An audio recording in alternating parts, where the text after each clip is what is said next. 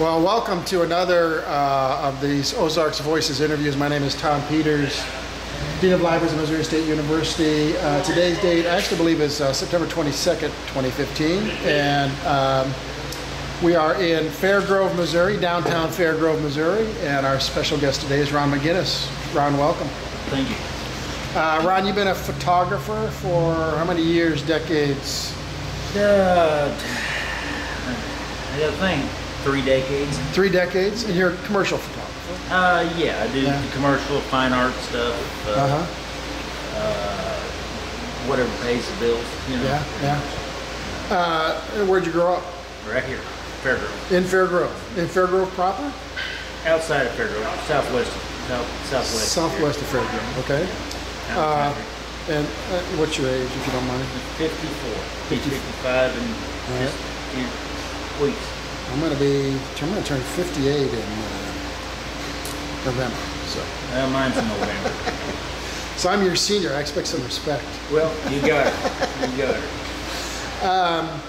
So we want to talk about Fairgrove and Hickory Barren, my stomping ground, and other things you know about. Basically, northeast Greene County is kind of what you feel you know the history of a little bit. A little bit of it, yeah. A little bit of it. So where'd you grow up if it's southwest of here? Because I'm about 4 miles southwest of Fairgrove. A little area is called Elm Springs. Elm Springs? Yeah, okay. Not too far from Elm Springs, just around the corner from it. Been there. My grandfather owned that place, and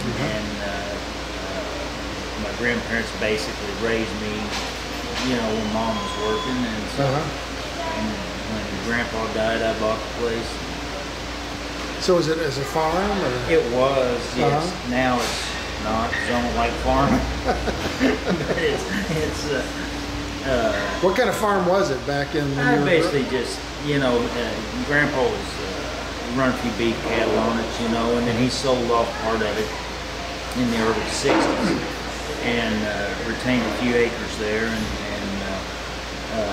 but he managed a ranch across the road that was a pretty big operation, so he did that till he retired. He was 75 before he quit riding a horse every day, you know, so he made money. So beef cattle was kind of his one reason I ask is that agriculture in the Ozarks is amazingly diverse. I mean, strawberries, tobacco, everything. cotton, exactly. just about, they tried everything. Apples, chickens.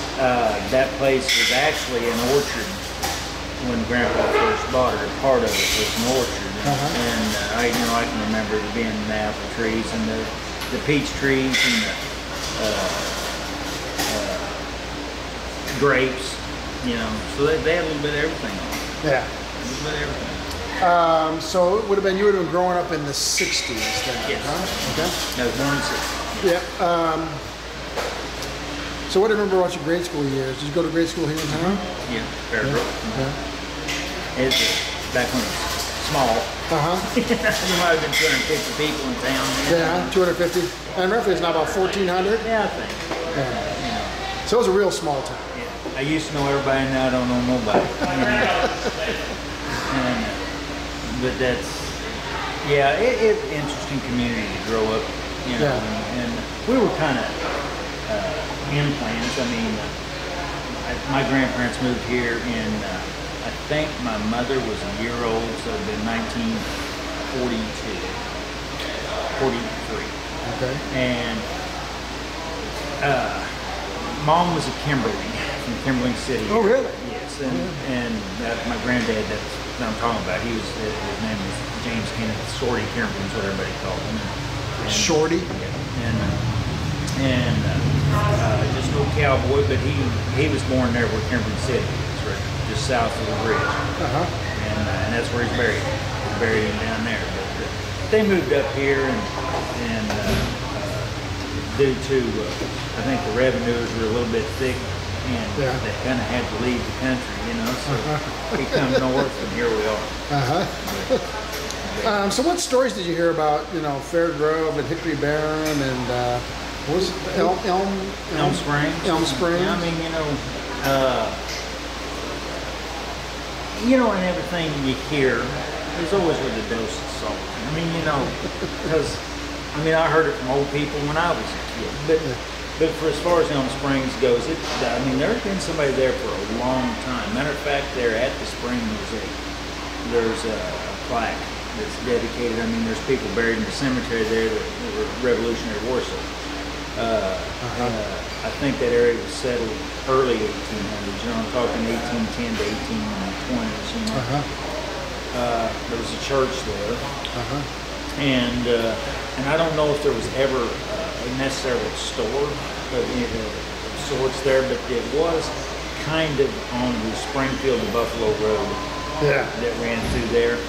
And that spring was just a stopover spot for anybody that was traveling through, and I do know that legend has it, and I do believe it's true because I've read it in other places, that there was a Methodist minister that back then they called them sky pilots. They would preach one day here and then they'd go somewhere else.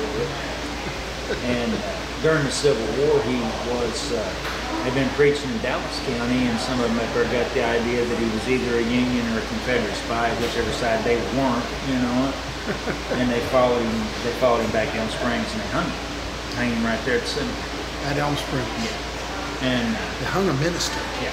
And because they were sure he was a spy. Yeah. And of course, there's ghosty stories that goes along with that, and it is kind of spooky. Do you think he was a spy, or?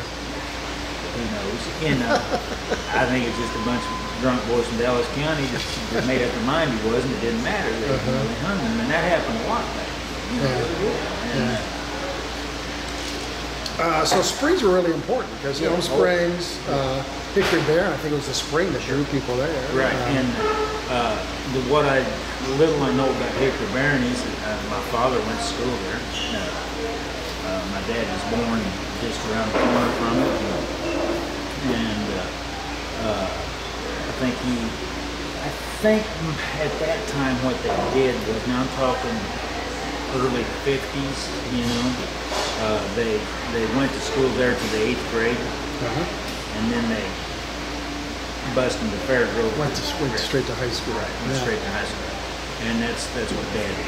Yeah. I think that school might have had students maybe till 57, I want to say, or that sounds about. It was about 1850s till the latter part of the 19th. There was over 100 years of the school there. Somewhere I've got a corner stone, one of the pillars held up front porch. Really? To that old school. Of that school? Yeah. And so it was okay. So where the new bridge is now that leads up Hickory Barren Lane. So you kind of come there. It's kind of almost a T-bridge. Right. You cross the one bridge on 181, and right there is a bridge going across the. It was right. It set right. If I remember correctly, if I was there, I could show you. But it set right there by the road. Right. Okay. Just right there, close to that bridge. Just not far from that bridge. There's about the bridge. Okay. Of course, I remember the school still standing. They tore it down. They actually tore it down. It didn't fall down. Yeah, well, I think it was falling down. It was halfway there. One of them. I remember it being there probably as late as maybe about 79, 80. I know my father, who lived in Texas, he had come back here and they were tearing it down, and that's how I got the cornerstone out of, or got the post pillar off the front. Yeah, so it stood for about 20 years or so after they stopped having classes there. And I think in Hickory Barren there was one or two general stores down by the spring. Yes, there was. I've heard there was one on the east side of the road, and there was one on the left side. That's what I have heard also. But that was kind of before my time, it's sad that the people probably can remember that, but there's just not very many of them left anymore. But Elm Springs never had to my knowledge, never had a store. There was no log church at one time that was on the opposite side of the road from where the church is now. And the church that's there now has not been in use in 20 years. But there's a log church, and I remember, the foundation being there whenever I was, and I'm sure it still is there in the brush, Right. But it just set up there on the hill. If you find Elm Springs, and I think it's Farm Road 193, I think, or 7, maybe 197. Yeah. Once you find the spring, just look, there's a road goes east right there, and the church is right there on top of it. You can't miss it. That's where the church and cemetery is. And I mean, people, there are still a few people around that can remember, their parents that would, if you went to Springfield, that's the way you went, and if you didn't get home in time, you normally camped there at the spring and not drink at that spring a million times. When I was a kid, I wouldn't want to do it now. When you're a kid, you're bulletproof. And there's a lot more people around than there was when I was a kid. Does the spring run all the time? Yeah. Same with Hickory Barren. I running think, pretty well this year with all the rain. Yeah, I think that we've lost a lot of groundwater. Over the years, there was a spring that sits just across the road from my home. That when I was a kid, it was, Lord, it's the biggest spring. It's a big spring. It's dried up. It ain't, but I didn't think I'd ever see it go dry, but over the last 20 years, it's just enough new houses, enough new wells that it's just drawing it down the water table and so. You mentioned the Buffalo-Springfield Road, the old road. The McCanns that live across the road from me claim that road pretty much went down their driveway, south their driveway, and then up on the north property line of my property. Right. Okay. There's kind of a cut there, and I didn't know why it was over there. He said, "Oh, that's the old Buffalo-Springfield Road." So. Right, and I think there were several branches to, and when I say that Elm Spring set on it, it's set on. The way I've been told is that maybe there was a road that come out of northwest Springfield that maybe passed this way, and one that come out of east Springfield that come, and they kind of intersect over there somewhere. And so there were several, they took advantage of the hillsides and whatever, whatever springs, whatever they needed to. Yeah, and there was really no reason to have it. Just one road. And and it ran over to, I used to know where there was actually an old bridge that was still part of it, kind of come in west of Fairville. There's just a little ways on what is now Shelby Road. Yeah. Back to the south of Shelby Road, there's a creek run through there, and the bridge was there for years, or parts of it, whenever I was. And I'm relatively sure that was part of it. I think I've been to Elm Spring. The spring's kind of down in a wooded area. Yeah. It's just right next to the road. There's a little marker. Yeah, it's a thick down there where we live. You can't blow smoke to it. It's pretty thick. Yeah. I've been to Elm Spring, and I'm trying to remember. There's a woman up the hill there who just wrote a book about Highway 65. Smith. Yep. Marilyn Smith. Marilyn lives directly south of me. Matter of fact, my west fence line is her east fence line. But you just, go up the hill. I live north. I live north of the spring. Okay. And the next road north. Okay. Good. And Marilyn is another one that could tell you quite a bit about stuff. I mean, she's a little older than I am, and her family was actually here. Long time. I don't know how long Thomas was here. She was a Thomas. Thompson? Thomas. Mm-hmm. Yep. And her family's been around here for a long time. Yeah. Like I was telling you earlier, my thing with that area over there was, like I said, Dad went to school there and around Hickory Barren, was the store that said, I mentioned Wyman Station. Yeah.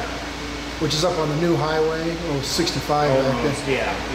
was the new highway. Now Yeah, it was the new highway. Now it's Shelby Road. Yeah, now it's just an old road. But Carl's station, those two people, Carl and Eula Wyman, I'll never forget them as long ago.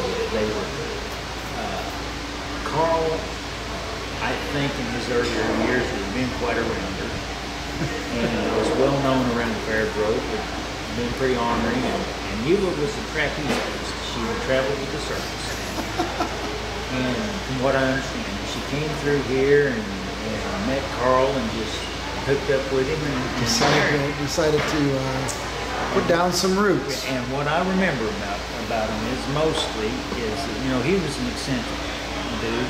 I say eccentric, he was just a funny old man, but he was a good sized man. Always carried a .38 pistol in his hip pocket, and which, you know, a kid that's 7, 8 years old, that's pretty impressive, you know. This is before conceal and carry laws. Yeah, he didn't give a damn about conceal and carry. He just carried. And Eula ran. There was a little rock. There's a little rock building on the other side of the road from there. That was on the other side of the road. Yeah, it sets on right there at the corner. Southeast corner of that intersection. Right. That was an antique store. Really? Eula ran an antique store in there, and you know, there was a trailer put in almost right adjacent to it. Right. And then it burned within the past year. And it's just sitting there. No, it's just sitting there. But anyhow, Carl, we would go get our groceries there, and you know, nowadays Carl wouldn't have been in business 5 minutes till somebody would have, you know, shut him down. But he introduced Manx cats to this country. I don't know if you're familiar with what a Manx cat is, but now he was the guy. And that's what I understand. Where did he get them? I don't know. You know, the six-toed bobtail cats, and they were everywhere. We had hundreds of them. There seemed like hundreds of them, and in the store and running around. Oh yeah, they was in the store, outside the store. I mean, honestly, if you went in there and ordered a bologna sandwich, he'd knock the cat off the counter and throw the bologna up there and cut it and fix your sandwich. But there's cats everywhere running around there, and so I just want to be sure. Yeah. That you drank frequently from a spring. And you also ate bologna sandwiches. Probably had cat hair all over. Manx. Probably didn't hurt me. And you're still here. Anybody that's watching this, don't worry about some of the stuff happening. You know. What did I used to always say? I'm half the man my dad was, and Dad was half the man his dad was. You know, as on a whole, we're getting to be weaker individuals. But no, Carl's store literally had everything you could imagine. There was stuff shoved in the rafters. I mean, and I'm dead serious when I say that. You know, you could have went in there and said, Carl, I need an airplane propeller for something, and hang on, and we'd have dug one up, you know. And there was old bean barrels and all kinds of barrels sitting everywhere. And when Carl died, Eula got my grandpa and Andy Anders, the man that owned the house that you lived in. They come down and sort through all the stuff that was in that store. This didn't happen in a week or a month. This was quite a process. It was getting ready for an auction. It's like the first inventory that's probably been taken. Right. And so it took a long time. They finally got through most everything in the store. And Carl had a bunch of old junk cars sitting out to the back of the store. And one day it was raining, and Grandpa and Andy decided that they would go through them cars because there was a bunch of old stuff in them cars. Sort that stuff. Well, I was about, I don't remember, 7, 8 years old, 9 years old. And I wasn't very old. And I was up there kind of getting in the way more than anything, trying to help with Grandpa. And they got them some buckets and they carried them in the store because it was raining. They dumped them out on the floor and was short with them. There's nuts and bolts and all kinds of crap, old gun parts and stuff in there. And got through 2 or 3 buckets and Grandpa grabbed one, dumped her over, and about that much of it was junk on top of it. And the rest of it was double eagle gold pieces. And a whole bucket. Wow. And I saw that myself, saw him hit the floor. And the reason you got Andy and my grandpa to do it was because they scooped them all up in the buckets and they walked out in the rain and carried them across the street to you. And There you go. here you go. That was her retirement, huh? Yeah, most men were real honest men there.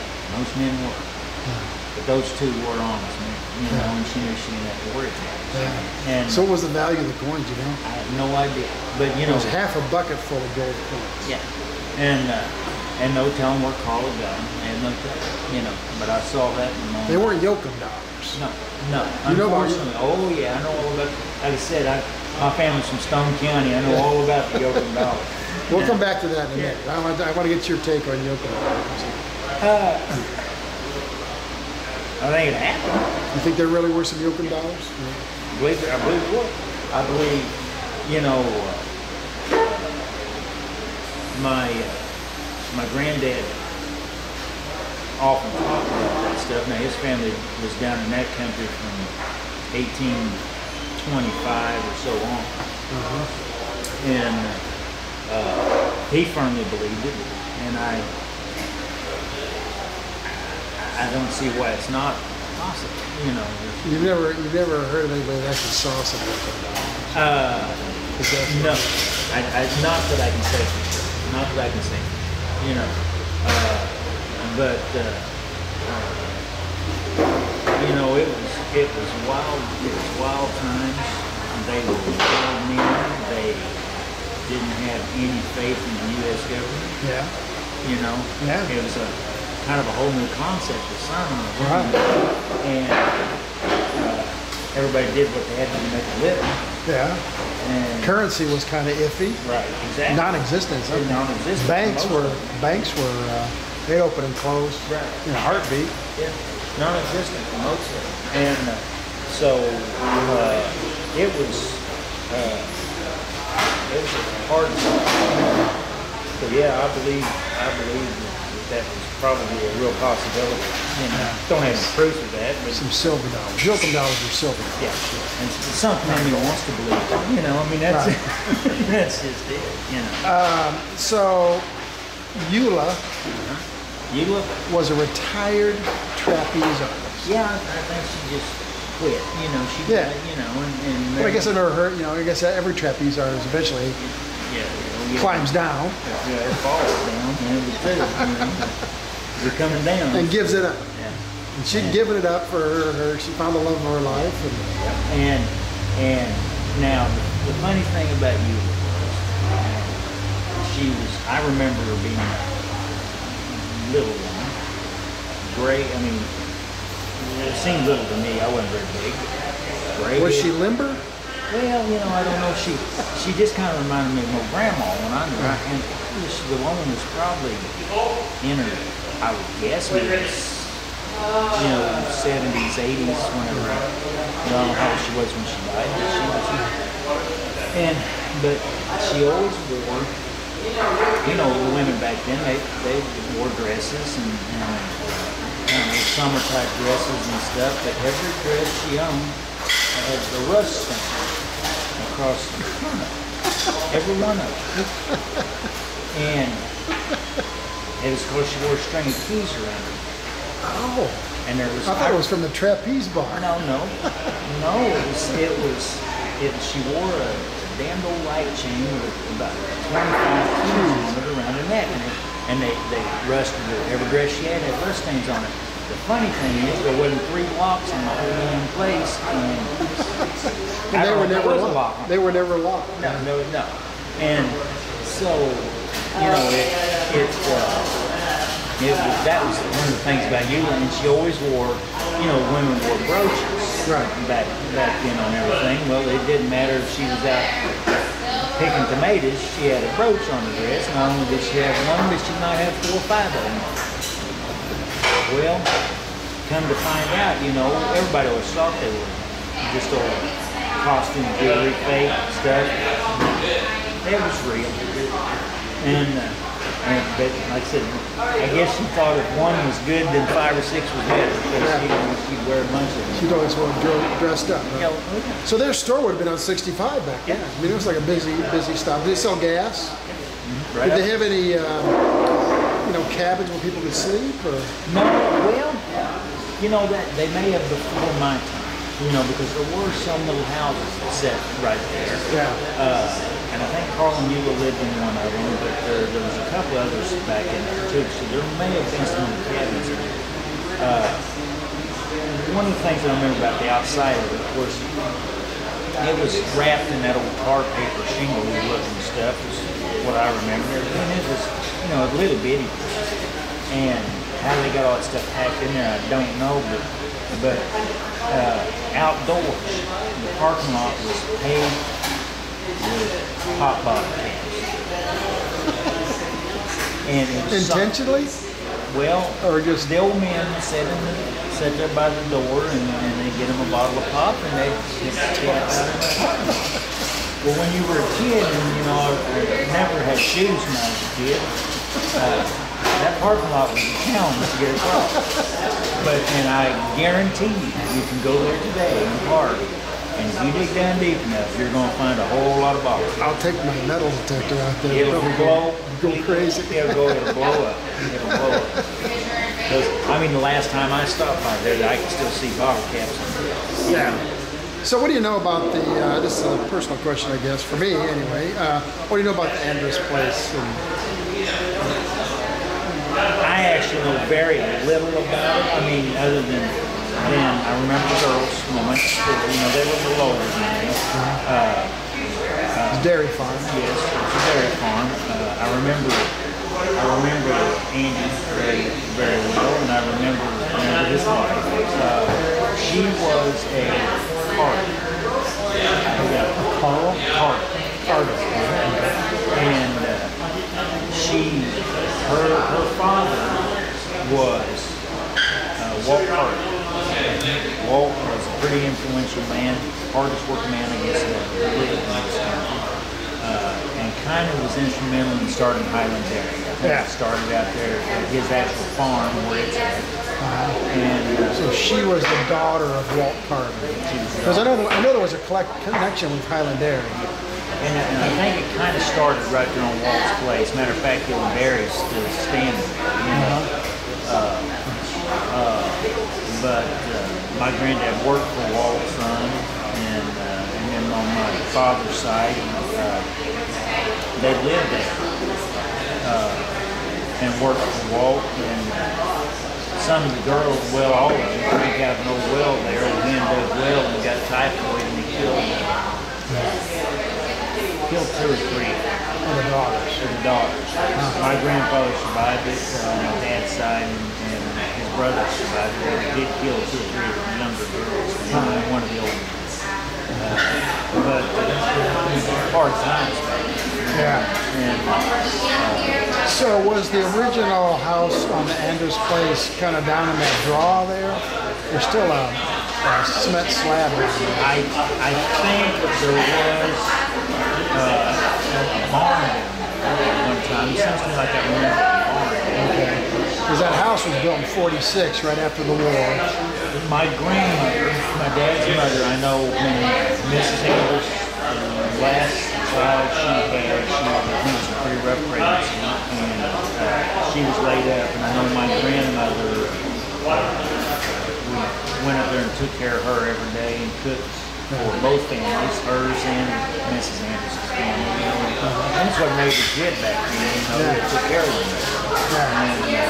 But I know, and Miss Anders herself told me, I did not know that, just a few years ago, she actually told me, she said, your grandmother, she said, we wouldn't have made it without her, Now, when did she pass away? I think Miss Anders probably died, time flies by, but I think it's probably in the last 5 years. Yeah, because somebody else bought it, and then we bought it from that couple. Now, they didn't live there that long, 3 years or so. Peterson's. Yeah. What about the Caddy Corner store? You know anything about that? History of that? Yes, it was originally owned by a lady named Winnie. It was called Winnie's. And of course we kind of done some shopping in there too, and Winnie had it up until 80, maybe, I don't know, late 70s. She lived there, lived in the back? In the back. Yeah. Something, I never knew the whole story, but she had been raised on or around an Indian reservation for her husband. Her husband may have been Indian, but out in Arizona, in the Southwest. Yeah. She was a cranky old girl. I liked her. I know a couple of guys tried to break into it one night. She blasted the door off the hinges with a shotgun. She was pretty spunky. But she wasn't going to lay down. She didn't have any more trouble after that, but yeah, she was pretty spunky old gal. Yeah. But there are people around that can dang sure tell you about her. Yeah. Winnie, what was her last name? It was a Dutch name. Okay. Don't ask me to pronounce it. It started with a D. It was a Dutch name, but her husband may have had some Native American blood. That somehow they were affiliated or had been around Native Americans. And was the store pretty much what it is now? Just kind of a general, did you have a restaurant there? No, not as clean as it is now. But I know that I'm sensing a trend here. It's kind of common. But people didn't think about that stuff. You needed it, you went and got it. You need airplane propeller? You got it. You went and got it. Doesn't matter whether it's dirty or not. Yeah, it didn't matter. Fairgrove, it had a grocery store, and actually had a couple of them, it was uptown here, 2 grocery stores for 200 people. But fewer people in Springfield. That was a big trip to go to Springfield. It was a pretty good trip. Yeah. The mill down the hill, how long did that operate? There's people who can give you the exact dates on that. But I want to say 1870s up until probably the 50s. 50s? I'm guessing, maybe 60s. It may have been in operation when I was young, but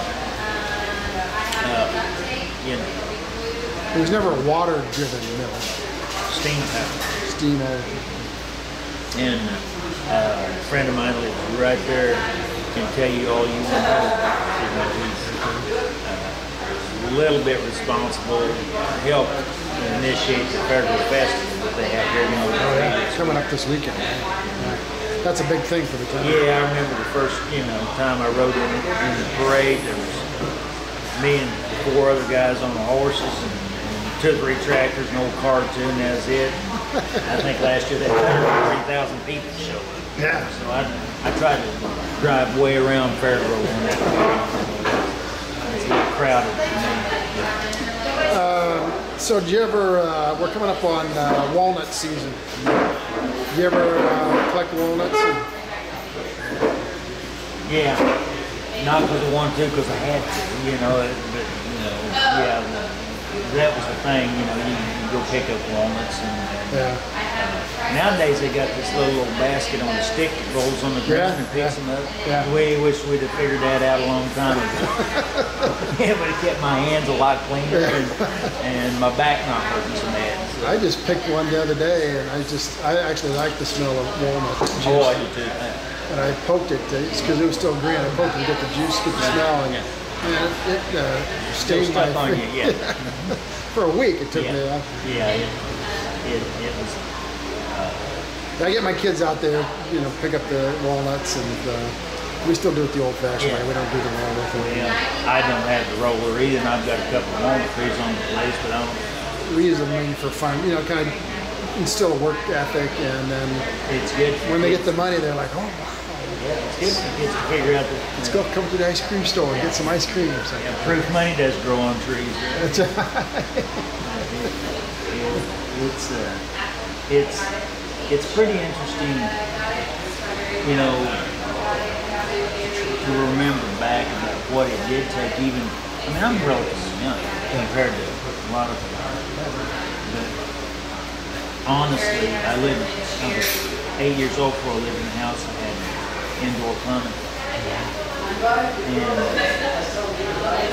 we did have electricity, but I remember having to climb up on the chair and pull the chain light bulb in the middle of the ceiling, you know, when I was a little kid. And when Mom built the house right here, we had light switches, like to warm out. I thought it was the neatest thing in the world. You flip the switch and the light comes on. But,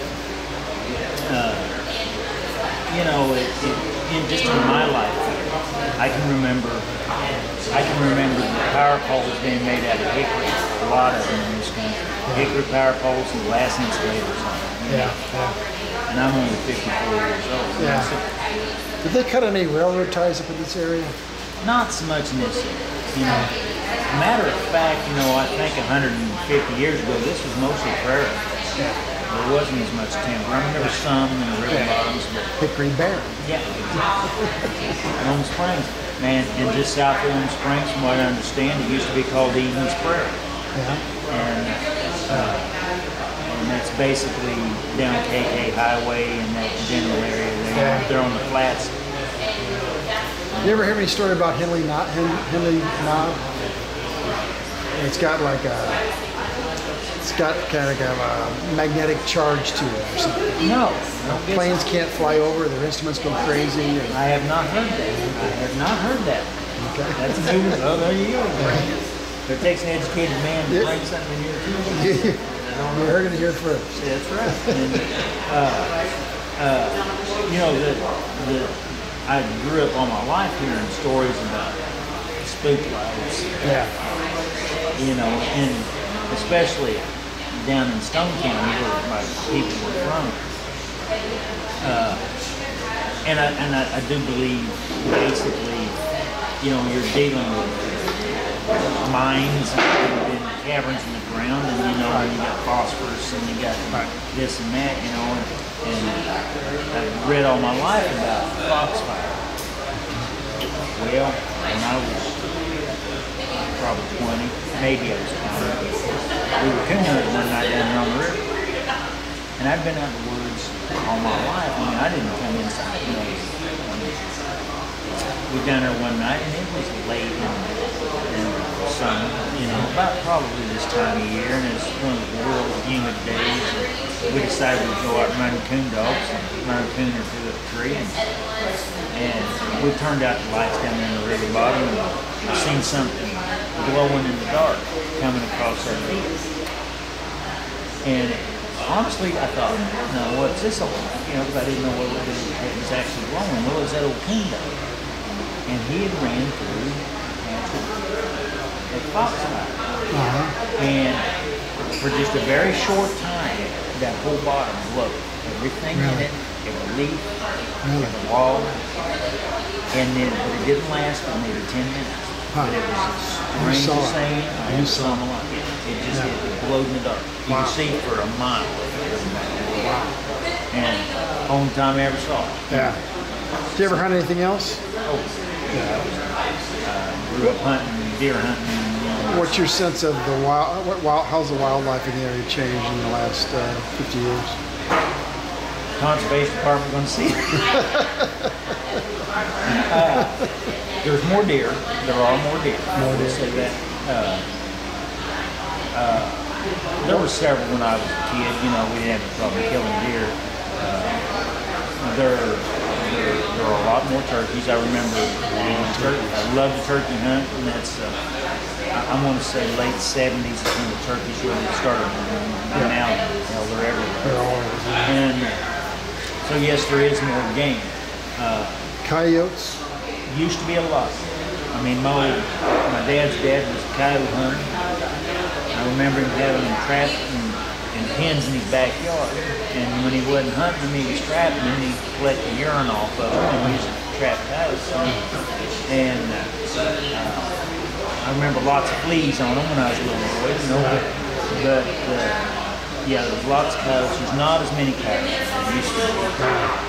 The quail population was, I didn't think you could kill them all off, but there again I was wrong.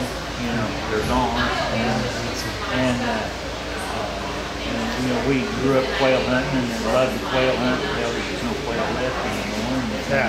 And that's due to fescue and house cats, you know. Yeah.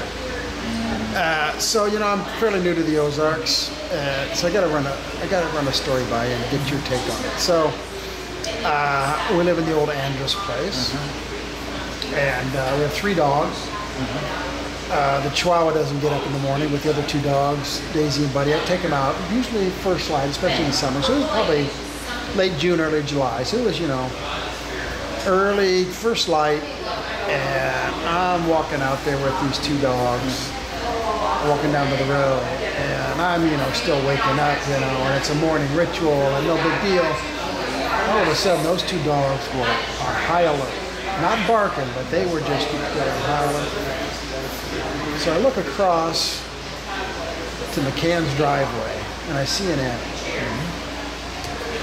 and I think it's one of their dogs. Kind of a big-sized dog. That's what I thought it was.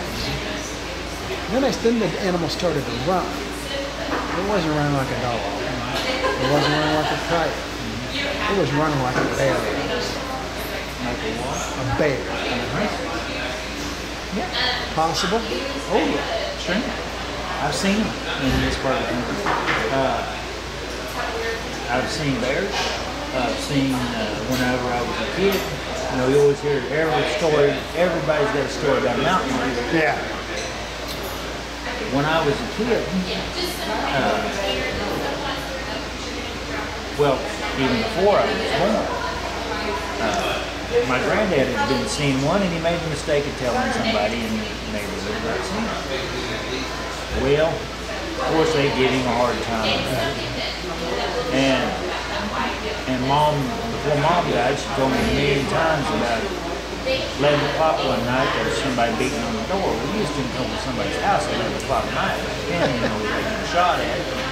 He'd beating on the door. And this old boy had been giving Grandpa a hard time about the cat, and he just crossed the road right where my mother's house, where my mother built the house across the road in front of me. He come down and apologized to Grandpa.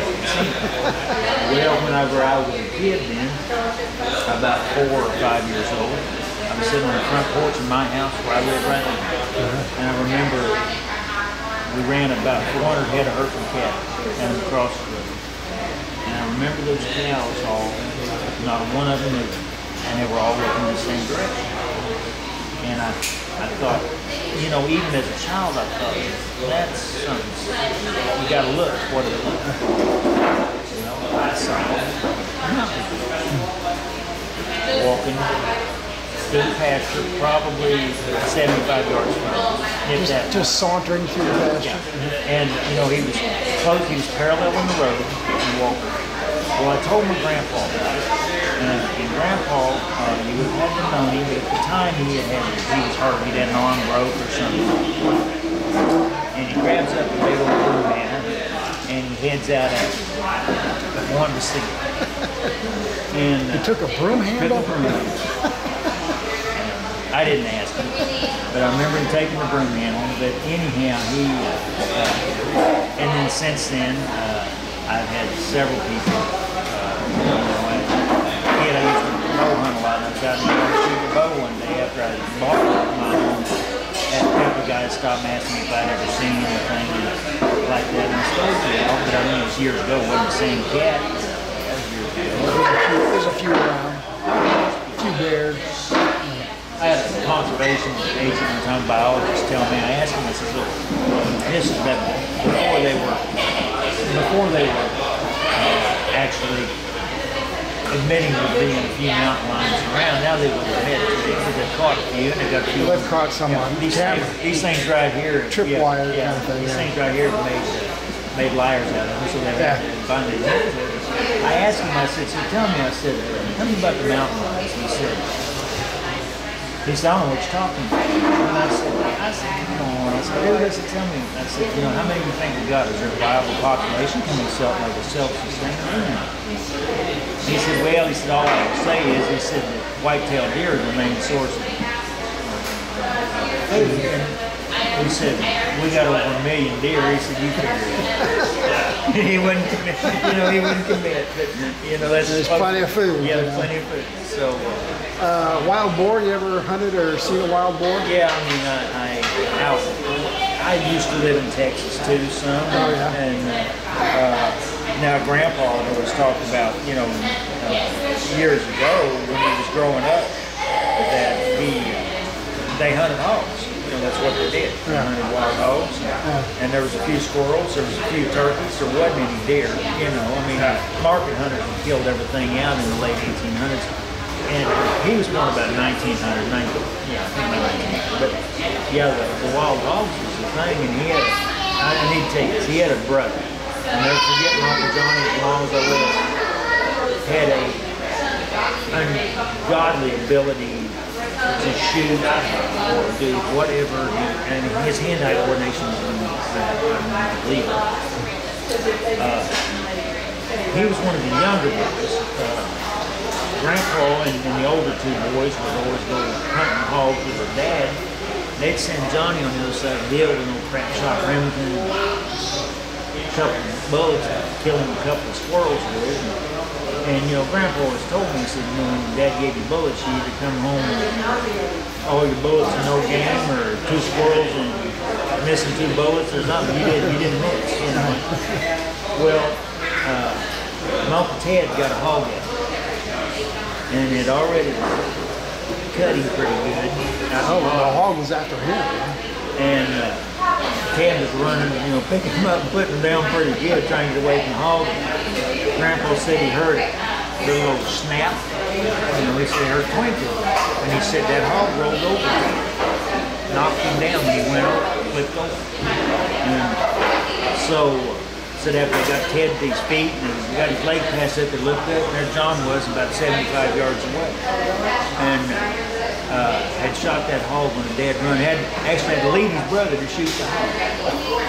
And so after that, Uncle John got to go hunting with him every time he wanted to. He wound up making a living as a predator control agent in Africa. He went to World War II in Africa and stayed.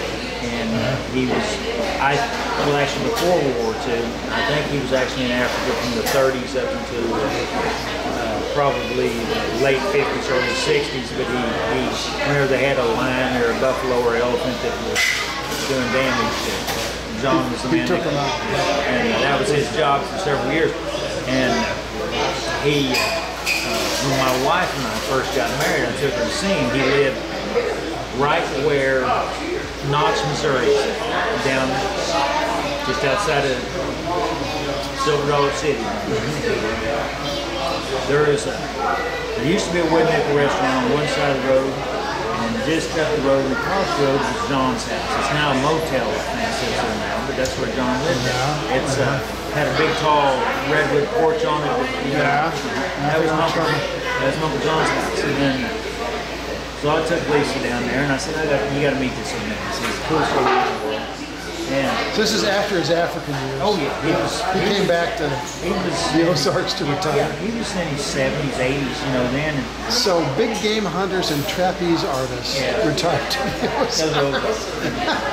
And he come home, but anyway, I said, of course he was a sweet old man, and him and my Aunt Stella was still alive, and they just kind of took Lisa in with open arms, and finally I said, Uncle John, show Lisa what you can do. And we was out there on the back porch, and he handed me 3 or 4 little old wooden matches. And he said, go stick them out there on the porch. And I stick them down in between the rail and the post. Heads up on him. He reached over and pulled that little Harriet Richardson .22 pistol and lit He lit him. with he fired 4 shots and lit 4 matches. And Lisa said, she looked at him, she said, "How do you hit them?" He said, "No, you don't hit them, honey." He said, "The trick is you just barely miss them." That's how you like it. And then he took he had an old pop bottle crate, and he used to do this with his kids, that he would have Coke bottles sitting in his wooden crate, and he would number the Coke bottles. And pieces of paper on the Coke bottle. And he told Lisa, he said, "You just pick out any 2 numbers that are close, adjacent to me. Tell me the number." She didn't know what he was going to do. It was sitting on the other side of the porch around there. She called out a couple of numbers, and he reached up by the window and pulled out a little knife about that long and threw it across there and stuck it in the wooden slat between the 2 numbers.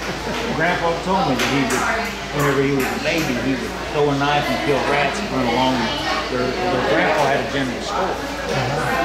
And the mice would run along the log walls of the log store, and he would sit there and throw a knife and kill the mice at the front. I mean, the man's hand-eye coordination was unbelievable, and the country was full of people like that. Then, I mean, they made a living shooting or hunting or gigging or doing something. Plenty of practice. Yeah. So he lived in Notch, south side of 86 now, I guess. Yep. I'm thinking it's that. I forget the name of that hotel, but I think I know that hotel. Yeah, it's kind of the bend of the road there. Yeah, kind of a bend, but it's it was a house originally, but and then they kind of built a hotel behind it.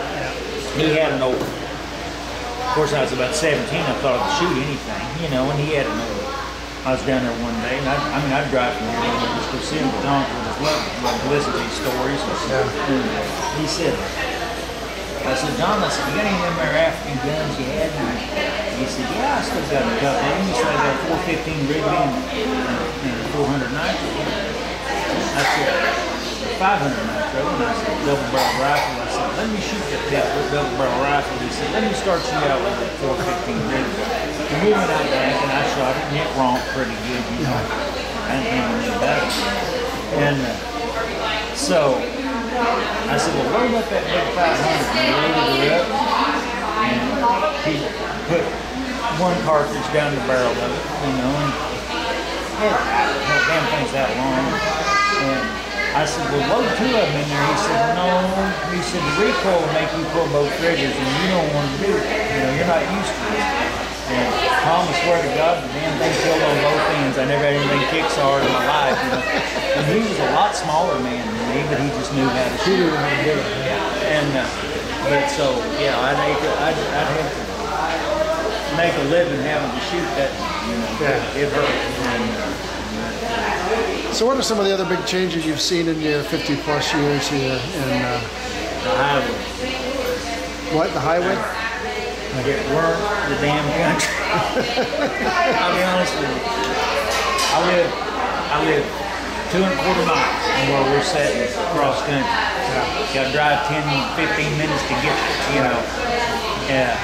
Neighbors that we knew all our lives that we saw every day, I now have to drive 10 miles. We're now on the other side of the highway. And you got to drive 10 miles. So when did the new 65 come through? Don't hold me to it, but it was somewhere about 70, right in there, 77, 78, about the time I graduated. Were people against it at the time? Well, I think at the time there was still yet a lot of, the people back then, and me included, were not as progressive-minded as people are now, and hell, if it ain't broke, don't fix it kind of deal. But it did change things. And I've always thought this town would never be what it was. Honestly, because it made it more convenient, and it went from a population of at the time maybe 400 people to 1,400. And I know that doesn't sound like a lot of people, but it's damn culture shock to somebody that grew up. But it was also hard on business, I imagine, because it also made it's sort of a bedroom community now. We're in a busy restaurant right now, but it's there aren't that many businesses left in Fairgrove. There's not that many businesses. Walmart's too damn convenient to get to, and tough to beat on prices. It's tough to beat on prices. Can you get an airplane propeller? That's what I want. Well, I don't know nowadays. I doubt it. It's a lot of those kind of things that I hate to see go. But they're gone. Get used to it. And my wife hollers because she lives 25 minutes to the top of it, that doesn't bother me,